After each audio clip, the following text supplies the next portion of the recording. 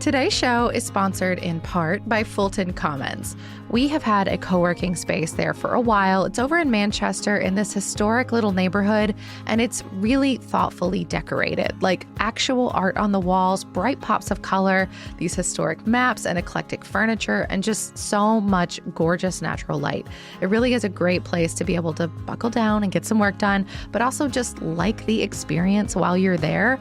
And all of this, of course, is just on the main floor because downstairs is something totally different. It's a shared commercial kitchen, so fully stocked with equipment and appliances, storage, big fridges, prep areas. If you are just starting out in the food space and you've maybe outgrown your house but don't have it in you yet to go get an expensive lease on your own, this could be the perfect place for you to hone your craft and get to know other entrepreneurs. Also, if you are co-working upstairs, it can mean delicious samples. Check out Fulton Commons for yourself, for your small business, and for your food production needs. Visit fultonpgh.com to request a tour. CityCast Pittsburgh is brought to you today by AIDS-Free Pittsburgh. Did you know that there are over 5,000 people living with HIV just here in southwestern Pennsylvania? The Ryan White HIV/AIDS program provides support services to people living with HIV to help them get the care that they need. These services include assistance with healthcare, medications, housing, transportation, food assistance, and treatment for substance use disorders. Visit aidsfreepittsburgh.com to learn more.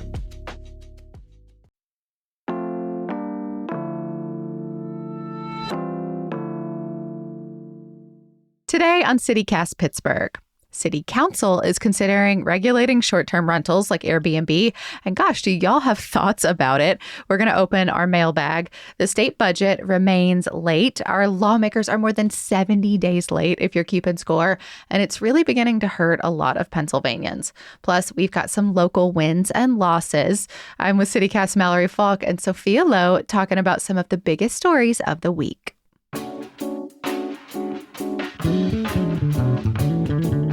It's Friday, September 12th. I'm Megan Harris, and here's what Pittsburgh's talking about.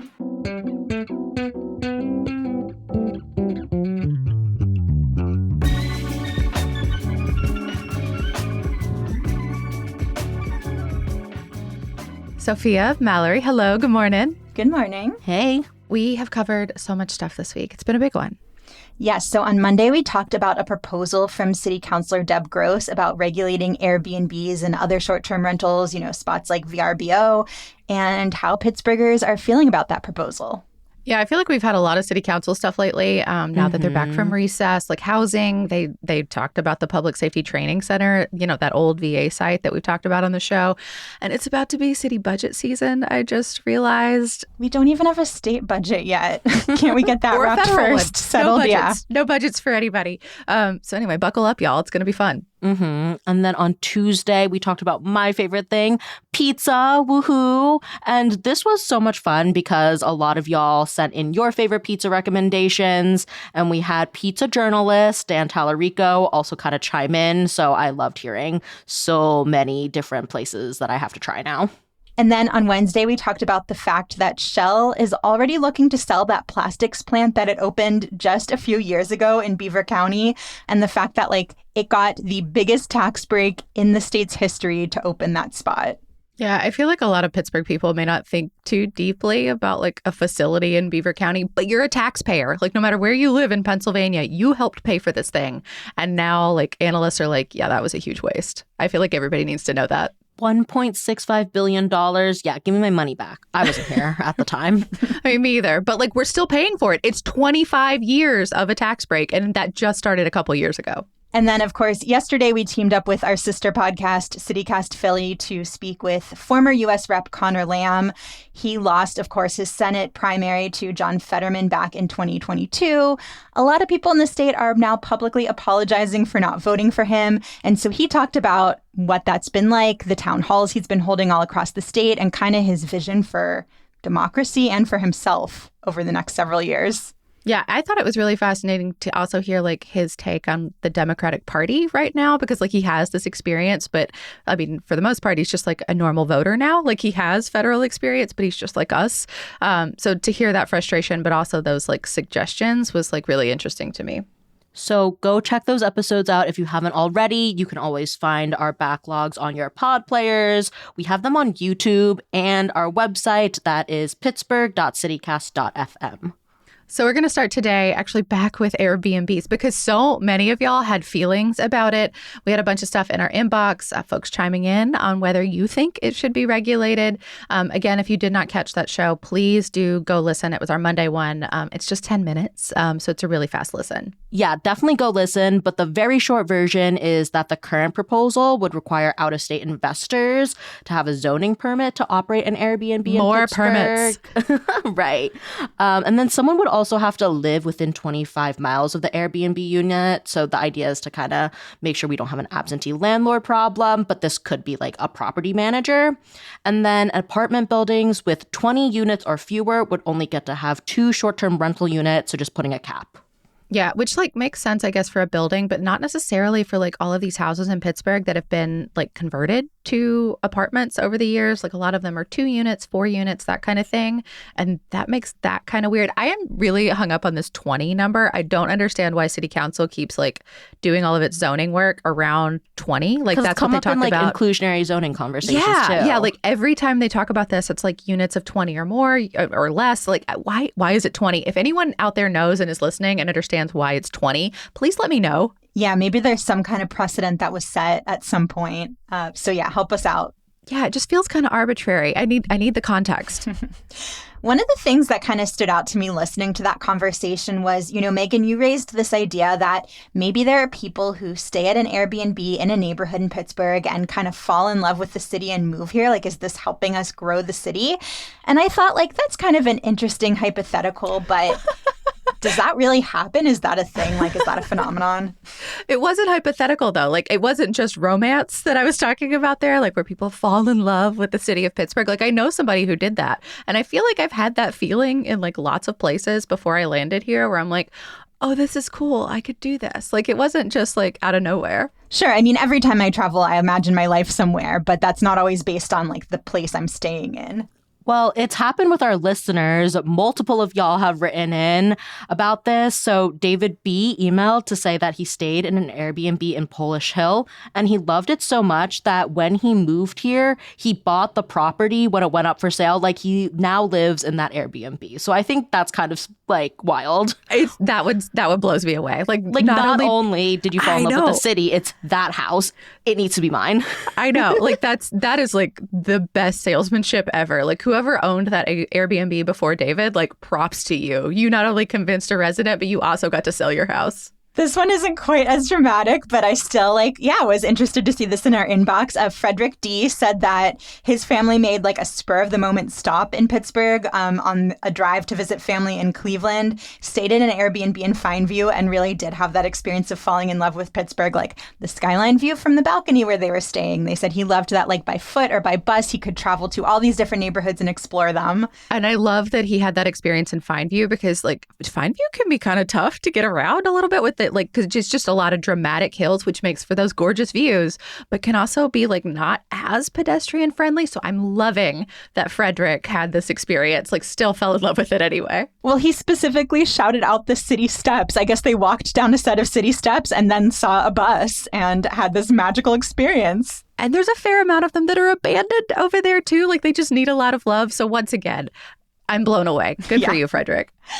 But he said, he wrote that like at the end of the weekend, he and his wife just turned to each other and said, we could live here. And then they did some research. They said CityCast Pittsburgh also helped them learn about the city. So thanks for the shout out, Frederick.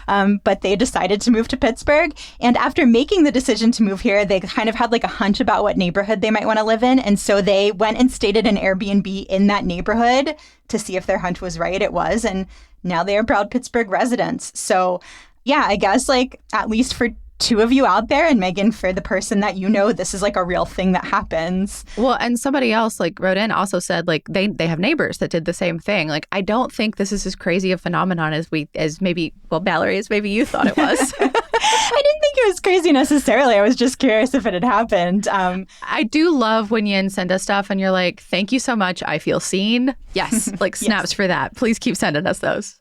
And, I also appreciated like Frederick and many people wrote to us do have a nuanced view about all of this. So he had this great experience with Airbnb, but he also thinks like it makes sense to have some regulations on this. He says like it's reasonable to limit quote unquote bulk ownership, but that he thinks like accessory dwelling Airbnbs. So, if you have like a granny flat, a guest cottage, whatever, and want to rent that out, he says it feels like a win-win for residents and visitors, some of whom may just become residents themselves. His words. That's a really nice thought. But we also had people, I mean that genuinely, Megan. I know you do, but I also know how you feel about Airbnbs. Yes, I'll get to that in a second. I think I share a similar opinion to Mary Luby, who wants regulations. She wrote in saying that the person next door to her rents out their house, but they live in California. Meanwhile, 6 separate rooms in this Airbnb next door. So Mary Lou's experience is that, the yard just got cut for the first time this summer. The trash is always turned over. There are a bunch of cars around, all that kind of stuff. And I 100% get that frustration. Like, I don't think I'm seeing like a ton of overgrown lawns in my area, but my neighborhood has a bunch of Airbnbs. There are at least 2 on my block, and I was like kind of playing around on Airbnb's website, saw about 10 within like a 2-minute walking distance for that like week I was searching for.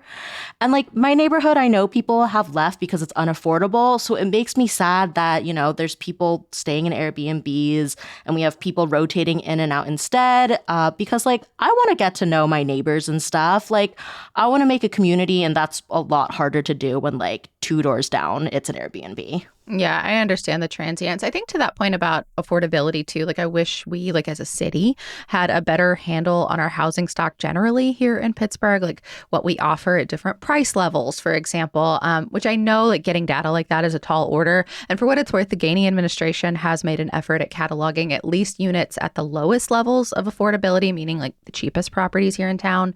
Although lots of people have also taken Gainey to task, unfortunately, for maybe juicing those numbers leading into his Democratic primary. But even City Controller Rachel Heisler has talked about this too, that we just like need better data to be able to make smart decisions. And either way, It seems like everyone agrees that we just need to be building more housing at every level of affordability. And none of this would feel so dire if we had enough homes to meet demand. Building more housing, and I imagine also like rehabbing. We have what, the second oldest housing stock in the nation, and I think there's a lot out there that is not in good condition and needs to get bought up by somebody who's not going to turn it into an Airbnb, but is going to make it livable for the residents who are here right now.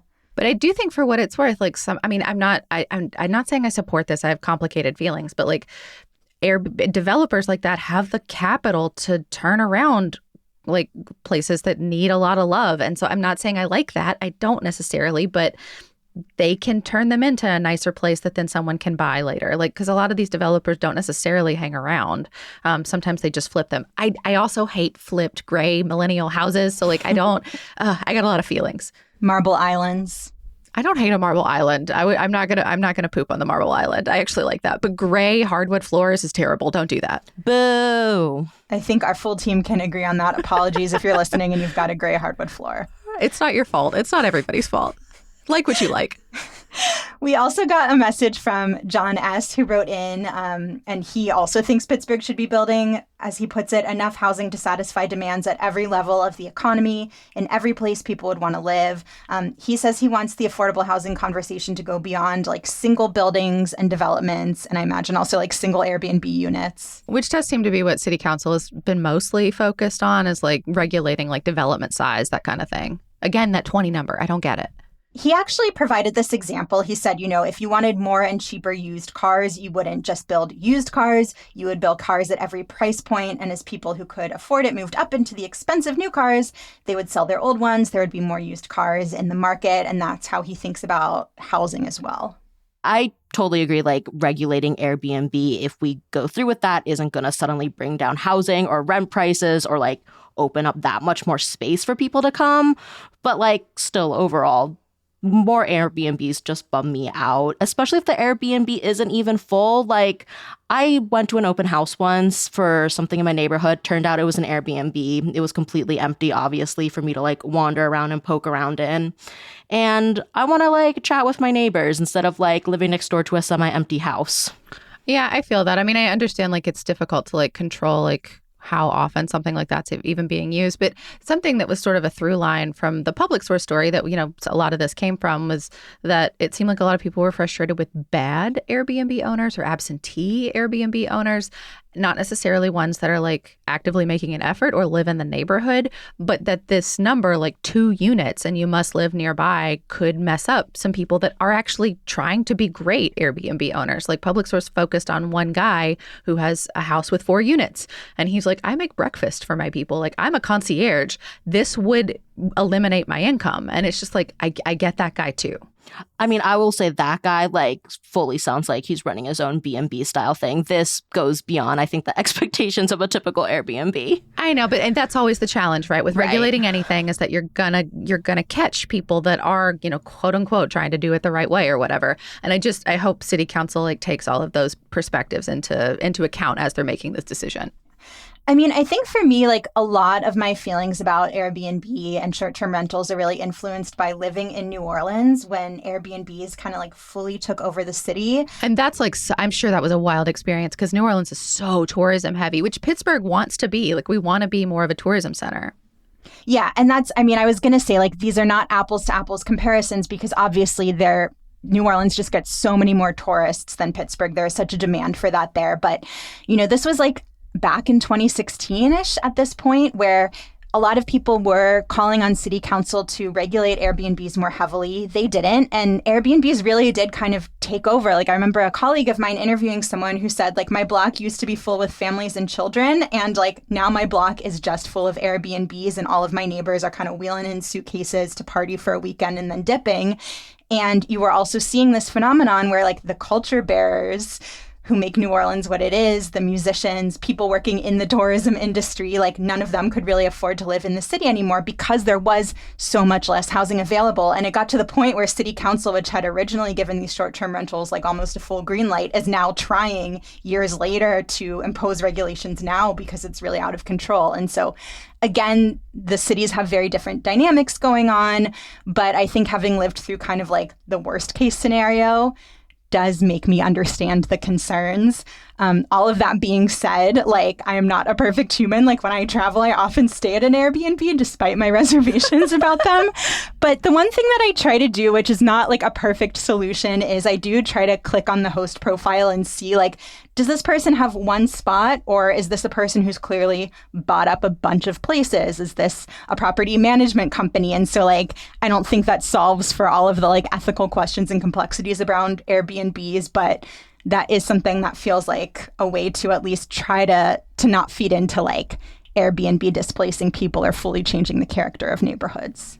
I'm going to be honest. I don't know that I've ever stopped to do that. I don't use Airbnb a ton, but I have in the past. And now it's occurring to me, like, I've only ever seen like, like normal human profile faces. Like, do they even say that they're a management company? Well, sometimes there's a name. Like sometimes, yeah, right. Sometimes there's a name of a company. Okay, yeah. I think I've only ever seen like a human name, but I've never dug that closely. I'll do that in future. That's a really good tip. Yeah, and you can, and if nothing else, even if it's a human face, you can see like how many of these properties do they have? I don't think I realized you could do that. That's a great pro tip. More internet stalking of Airbnb properties. I mean, hey, you got to start somewhere. Yeah. Well, we'll be watching whatever happens in terms of Pittsburgh regulating short-term rentals when this goes back to council. It should be pretty soon. Yeah, and just a huge thank you to everyone who wrote into us. We love hearing about how you all are experiencing the city, how you're experiencing what we make, and what you think of our episodes. So feel free to slide into our inbox if you ever want to share your perspective on an issue, a thing we talk about. If you have more context, we are always here for it, or a question. Even if we don't know the answer, we'll try to point you in the right direction. We might take it to the pod and see if another listener has got the expertise. So let us know. The email that reaches all of us is pittsburgh@citycast.fm, or you can call or text our hotline, 412-212-8893. Moving on to trivia. Today's trivia is presented by the Heinz History Center and written by our wonderful quizmaster, Kevin Gavin. So the Civic Arena, former home of the Pittsburgh Penguins, it opened 64 years ago this month. It was the first stadium in the world to have a very specific feature that you will find in many other stadiums now. What was that feature? I can give you multiple choice if you need it.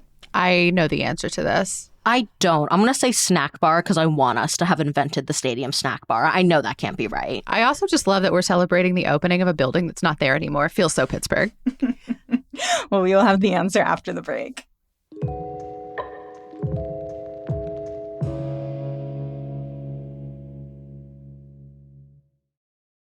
Today's show is brought to you by Huel. That's Huel. My mornings are sort of chaotic. I'm not an early riser, and despite my best efforts, we are somehow always running late. But you know what I do not skip?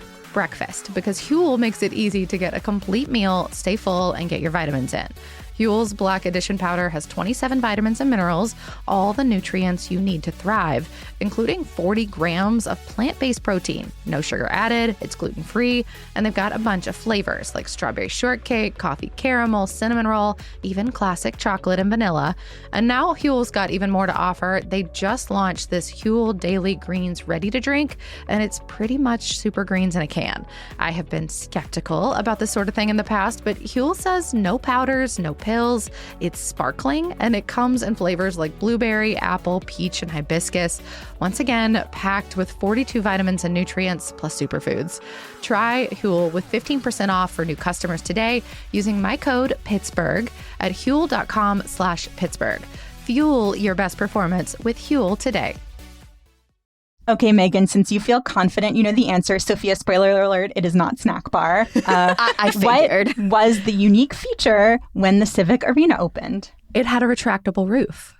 It did, in fact, have a retractable roof. And Megan, do you know about what happened the first time they used this retractable roof? I actually have never fact-checked this, but somebody told me that something about the roof broke the first time they used it and they could never use it again. I don't know if that's actually true. That is not the fun fact I was going to share. I'm going to have to look that up because that would be wild if true and hilarious. Or sad. But no, what I was going to share is that, so the very first opening show they did there was an Ice Capades show. And so they retracted the roof, but then about 20 minutes later, they were like, uh-oh, I think the ice might melt. We got to shut the roof. Oh, no. Man, someone should have factored in that temperature control. Yeah, a lot of fanfare, and then the Doma closed back up. If you like playing along with our trivia, you can find even more on our website every Friday. That's pittsburgh.citycast.fm. And if you want even more trivia, Heinz History Center has a monthly trivia night, and we always host one of the rounds, so you can catch us there. Shout out to everybody who came out last week. We hosted a round all about Pittsburgh celebrities, including Jeff Goldblum's award-winning chest. And the next trivia night is coming up on Thursday, October 16th. It's going to be spooky themed for Halloween. So come say hi to us, come check it out. And while you're there, you can check out the Pittsburgh's Hidden History exhibit, which we've all gotten to see ourselves and can highly recommend.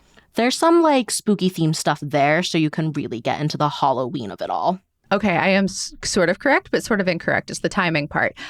It was a retractable roof dome, right? It did work for a while, but eventually the repairs and the cost of like repairing the arms that did everything broke, and they just like could not afford to keep repairing it. So this was by then in the 90s. So eventually, yes, we stopped using the retractable roof, but it sounds like we got like 30 solid years of good use out of this thing. It had a good run. And we did some trend setting. Yeah, no kidding. They can't take that away. It says the Ice Capade thing that you were talking about, Mallory, that like when they first opened the roof, it was Carol Burnett who got to do it and said, "Ladies and gentlemen, I present the sky." Incredible. So we'll move on. We're going to talk a little bit about a thing that just keeps being a problem here in Pittsburgh and Pennsylvania. Once again, we still don't have a state budget. And it is official. We are now one of only 2 states in the entire nation that has not yet passed a budget for this fiscal year. We have a friend. It's Michigan. Yeah, it's us in Michigan. I feel like Michigan's always a friend of Pennsylvania, even in the worst ways. Well, and thoughts and prayers to Michigan. They are actually facing a full-on government shutdown if they don't pass a budget soon. That won't happen here because the short version is back in 2009, our state Supreme Court ruled that state workers still have to get paid during a budget stalemate. Like, even if a budget has not been passed, they still get their paychecks. And I don't know, maybe that partly explains why they're dragging their feet. There's maybe not the same fire under their butts because their own livelihoods don't depend on this in the same way. But reminder, like, the fiscal year started July 1st, so we are in the fiscal year now, no budget. We go into a lot more depth on this in a recent episode. We'll put it in our show notes, just about like why Pennsylvania is how it is. Because, this isn't a one-off thing. Like, we are very frequently late with the budget. Always late. Not always, but like a lot late. There are also some lawmakers this time around who are voluntarily having their paychecks held during the stalemate. There are 10 members of the state house that we could find, Republicans and Democrats. Only one that I saw from Allegheny County, Republican Jeremy Schaefer. Now, keep in mind, they're still going to be able to cash their checks once all this is over. So like, it's a nice dog and pony show to like say, oh, I won't take my paycheck for now. They're still going to get paid. And House members make a minimum of $110,000 a year. Plus, they've got pretty generous benefits. And then they also get per per diem. diems are huge. You know, I also saw that at least some of these lawmakers who are, I can't say giving up their paychecks because they're going to get them eventually, but having them held up right now. They've also co-sponsored a bill that would make it so that if the budget is overdue, if there's this stalemate, then pay would get suspended for lawmakers, for the governor, and for the lieutenant governor, like the way it works in some other states. And, lawmakers might not be hurting financially over all of this unless, they're voluntarily pausing their paychecks.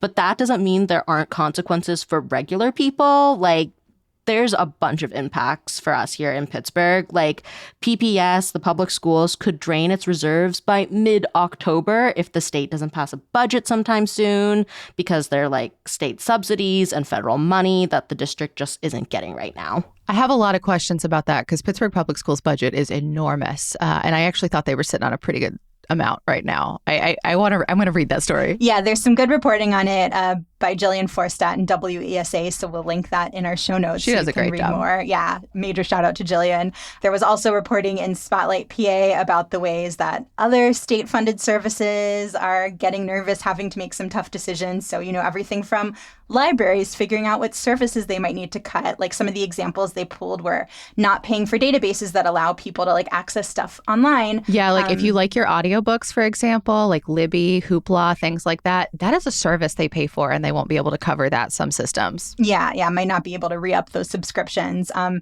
then on like a much more dire note, like foster care agencies are thinking about taking out loans or lines of credit to keep functioning. The article described the nightmare scenario where they're just serving fewer children across the state. So like things aren't great. No, not looking good. And Governor Josh Shapiro is the one who's been kind of talking to reporters, telling us about like the behind the scenes discussion lawmakers are having. And he keeps saying these talks are productive and we should have a budget soon. But like, when? He's been saying that for a minute. Yeah. And meanwhile, he's also been preparing for the possibility of the National Guard coming to Philly because Trump sent troops to Los Angeles, Chicago, and he's been talking about sending them to other Democratically led cities. He hasn't specifically name-dropped Philly or Pittsburgh, but Shapiro said the state is preparing just in case. He didn't share details of the plan, though. Yeah, I mean, it's worth noting that the No Kings movement is also organizing another wave of national protests against the Trump administration. So this time in response to the way he's been deploying troops in U.S. cities. The next one's going to be on October 18th. Just wanted to give you all a heads up.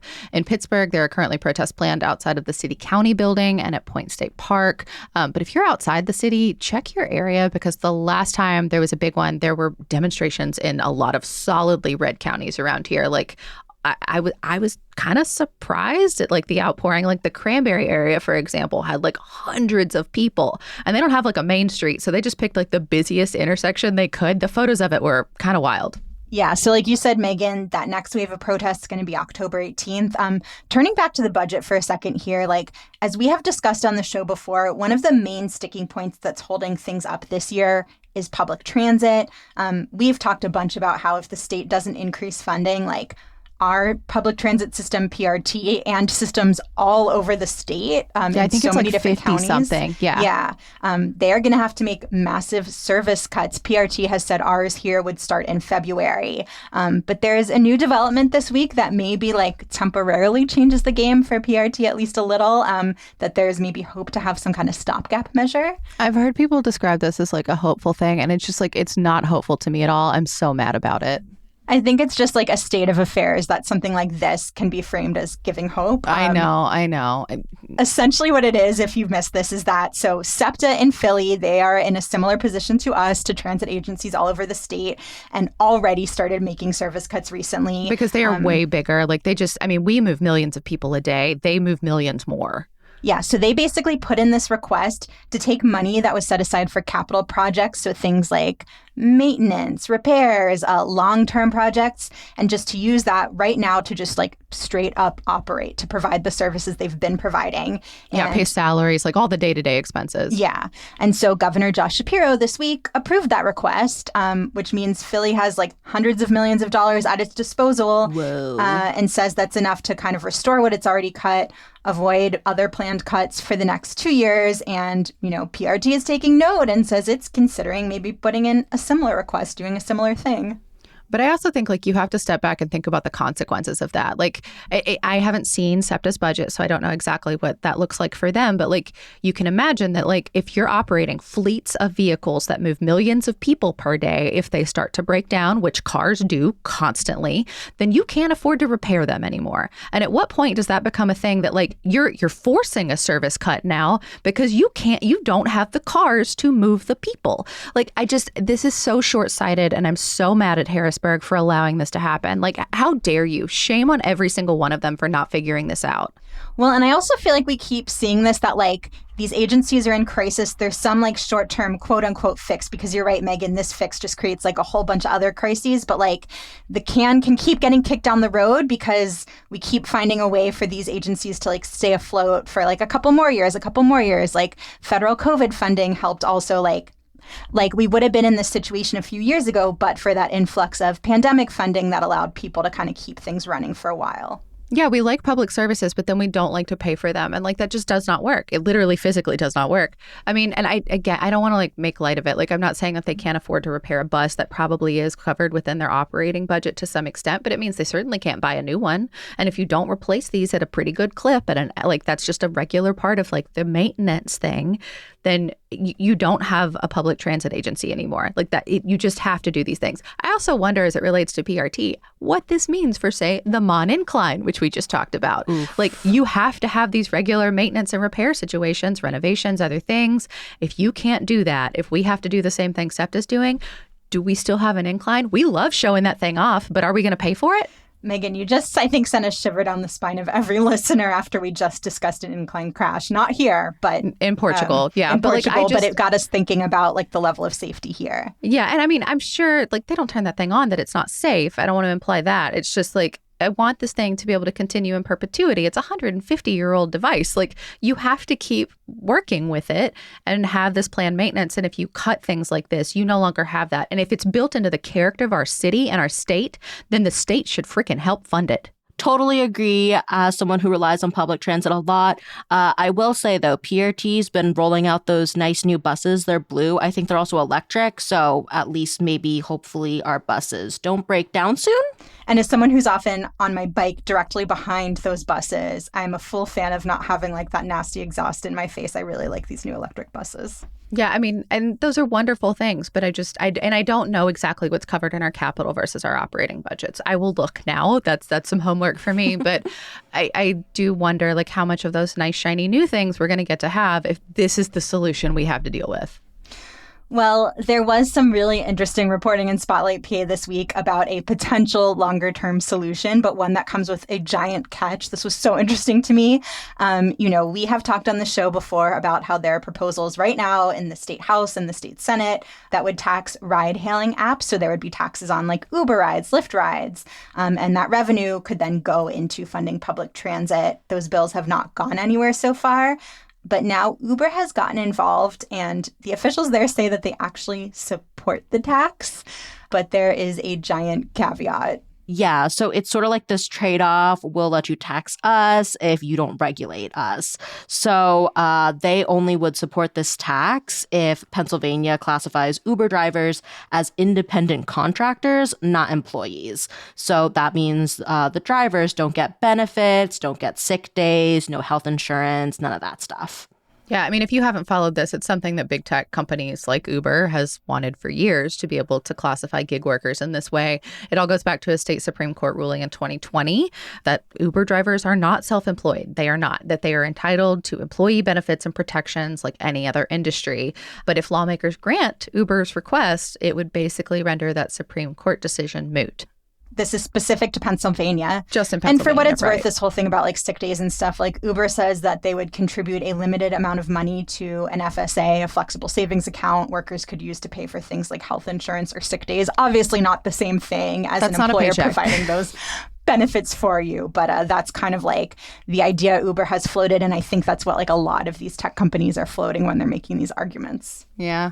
And there's an unsurprising split in our state legislature. So the Senate Republicans are on board with this. House Democrats are opposed. A Democratic spokesperson said that they don't want to trade away labor rights for cash. Yeah, and Shapiro's office has declined to comment so far. Probably another thing that our state legislature won't be able to agree on, at least in the short term. For what it's worth, House Democrats have shown support for taxing Uber and Lyft, just not. They're behind some of these proposals. Yeah, yeah, just not with this caveat. Like this is paused negotiations, I think. Also, shout out to Pittsburghers for Public Transit, who they were the ones like behind this whole idea of taxing ride-hailing services in the first place. And we had them on their show to talk about this idea. So if you want to learn more about that and kind of the history of getting that from like somebody's brain to the state legislature, we will drop that link in our show notes. And if you want to keep up with what they're doing now, check out Transit for All PA. That's where they like post all their updates and everything. Yeah, they're a really helpful resource, always updating transit news. And, you know, we mentioned that we are usually late in terms of the state budget. There is talk about trying to prevent this whole situation in the future so we don't do this year after year. Like we talked a little bit about that proposal to withhold pay when budget's overdue, but there's also some other ideas going around. Lawmakers have also talked about reducing the number of state legislators because Pennsylvania has the largest full-time legislature in the country. So yay for being number one. So many people, so many full-time salaries. Another idea is having like a 2-year budget cycle. Which many other states do. Like I used to cover the Texas legislature and you'd gear up to cover them every couple years. Which would make sense because we also have a 2-year legislative cycle. So why not just do all of this at once? And there's a couple more ideas. We will keep you posted if anything comes to fruition, if we think that next year we're going to get our budget in on time. I mean, well, I hope we eventually get this year's budget in. We'll do that breaking news first.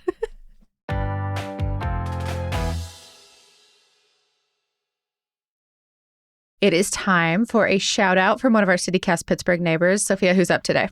Today, we are hearing a shout out from Jane G. She is shouting out CLASS. This organization, it stands for Community Living and Support Services, and they just do such a huge variety of things. You can get in-home care. They have employment services for people with disabilities. They have tech classes and a tech library. And Jane was able to tap into their services. She got a wheelchair from them for free after she fell and broke her foot and ankle. We hope you are doing better now, but we were very glad that you were able to tap into CLASS. Thank you, Jane, for sharing the shout out. Yeah, and Jane, also just thank you for being in the inbox. We appreciate your perspectives. And if you're listening to this and you're like, oh, there's a group that helped me out, I would like to show them some love, or there's just a place you really enjoy in the city that you think other people should check out, you get a chance to submit these shout outs if you become a CityCast Pittsburgh neighbor. We will read them on the podcast. We'll include them in the newsletter. You can become a neighbor at membership.citycast.fm. And if you're already a neighbor, please send us your shout outs. This is one of our favorite parts of the week, getting to highlight spots all over the city that you, our listeners, are into. So wins, losses, things to know. I guess I will start us off with a thing to know. Seasonally appropriate rankings for things here in the city. We got third place in 2 things recently, and I thought they were funny. One of them is sort of a good thing, and the other one is terrible if you happen to be anywhere near it when it's happening. Okay, some balance. Some balance. Fun news first. So Pennsylvania apparently makes a lot of pumpkins. Shout out to Axios Pittsburgh for bringing us the news we need. 108 million pounds of pumpkins per year here in Pennsylvania. So this means we rank 3rd in pumpkin production across the country? Correct. Yes. So we make a lot of Christmas trees. We make a lot of pumpkins. We're full of holiday cheer around here. It really is our season. So what was number 1? Illinois. Apparently there's an orange belt, but not a thing I've ever heard of. Yeah. Okay, interesting. So, like, does that make us part of the Midwest then if we're part of, like, the Midwest Orange State Belt? The pumpkins are a point for Midwest. We don't need to worry about the East Coast Midwest debate. We just consider ourselves members of the Orange Belt. Orange, yes. Illinois was first, then Indiana, Pennsylvania, California, which, I mean, California is just a good farming state, right? Like Michigan, Ohio, and so on. If you want to experience some of the gourds in our area firsthand, I highly advise you check out our website.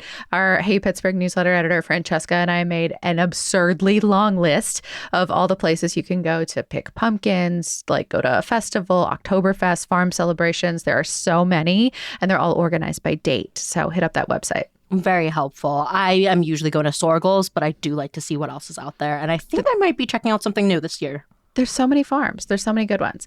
And then the less great news, although I find it kind of funny, Acrisure Stadium was rated the third worst stadium in the NFL for game day traffic. This is interesting. I kind of just assumed like everywhere was a nightmare and there was nothing unusual about how terrible it gets around that area on game days. But now I know that we actually like are award-winningly bad.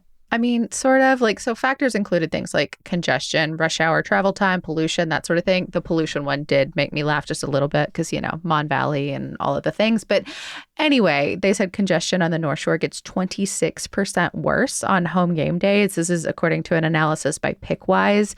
However, I have beef with this because Philadelphia is not even in the top 10. And you cannot tell me that having 3 arenas next to each other isn't the worst traffic experience that you've ever had. Good point. I've literally been stuck for hours when even one of them is having an event, and like public transit doesn't help you at all. I have never experienced anything as bad as Philly. How dare they not be in the top 10? Yeah, I think the last time I was at a concert in Philly, like I walked an hour and then got picked up by my friend's mom. Same. That was like simply the fastest way to get out of there, which is like wild. I don't remember why we didn't do public transit. I don't. Oh, I know why I didn't. It's because the lines to get onto the public transit were worse than the cars. Like it was backed up so much. I guess I didn't get picked up by a friend's mom. It got picked up by just a friend, but still. Yeah. Anyway, my larger point is that I do not trust this list. So game day traffic, maybe we're not the worst. Who knows? We need a deep dive on their methodology. And moving on to a loss for the week, I think definitely the Squirrel Hill fire was a really big one. It was something definitely. A lot of people were talking about. There's this really terrible fire at the Jefferson Apartments in Squirrel Hill, and people could see the smoke from miles away. And at one point, 73 firefighters were on the site. It took about 5 hours to get the fire under control. 4-alarm fire. They almost never call those in Pittsburgh. Yeah, I think it started at a 2 and then the situation just got worse. But thankfully, no one was hurt. Everyone who was living in the apartment was able to get out safely. About 30 apartments out of 40-ish were occupied. The Red Cross and Salvation Army stepped in really quickly. The Red Cross opened temporary shelter. So, like, best case scenario, I think, when you have a fire of this magnitude. Yeah, KDK was reporting like the day of. I think they've changed their links out since I was looking at their live coverage. But they were saying that a lot of the people they talked to like didn't have renter's insurance, which is just like devastating, right? And also that some of the first responders were saying like they may never get to go back inside because like not only has it been crushed and gutted by fire, most of these units, but also then they've now pumped hundreds of gallons of water on top of it too. Right. And just, I mean, the fire chief himself called it a total loss. And there are plans already underway to demolish the building, so they're moving pretty quickly on that. KDK also said something during the coverage of this that like they brought the weatherman on to like pull up his maps and like point to things. And one of the things that he mentioned was that it didn't seem like the wind was likely to bring the smoke into the tunnel because those apartments are right there by the Squirrel Hill tunnel. And I got to tell you, that is a horror I have never imagined before. Oh. Yeah, not good news. That is not the kind of tunnel disaster. I mean, all tunnel disasters like really horrific, but like I was about to say, like, let's just not speak tunnel disaster into the air. Yeah, that's not one that had also been in my head, you know? But like even just like diminishing your line of sight within a tunnel situation sounds horrifying. Mm-hmm. But some good news. Poulet Bleu, pardon my French, I'm not good at that, reopens on October 21st. They're taking online reservations right now. This is a French bistro in Lawrenceville that closed at the end of 2022 after a pipe burst. That was around the time I moved here. And ever since, I've seen like coming soon rumors, like you need to go check this out when it opens again. So it's taken like 2.5, 3-ish years, but I am really excited to check this out. Glad they're open. This is part of the Richard DeSantis restaurant group, which also owns stuff like Meat and Potatoes, Coupe de Ville, a bunch of other nice restaurants around the city. And then Poulet Bleu is going to be doing dinner service Tuesday through Saturday once they open. So I guess getting your reservation now if you want to check it out soon. Yeah, definitely. And then one final thing to know heading into the weekend, we are hosting a big celebration next summer to celebrate the 250th birthday of the U.S. And the city of Pittsburgh right now is looking for vendors for that celebration. So businesses and community groups, this is going to be the big Independence Day celebration in the city where we got that big fireworks show. So if you are interested, this sounds like a good match for you. You can email the program manager of the City Parks Office of Special Events. We'll put that link in the show notes. That's got the city's press release and call out, which has a bunch more information and includes that email address. But if you want to be part of this celebration, you can start thinking about that now.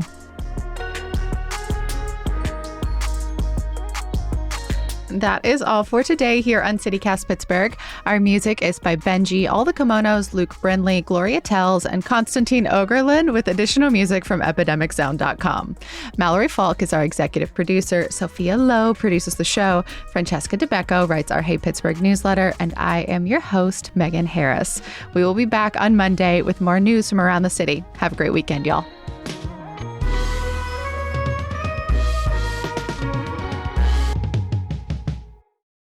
Someone else do it. I can't say the restaurant name. I think it's Poulet Bleu. Poulet Bleu? Bleu? I took French.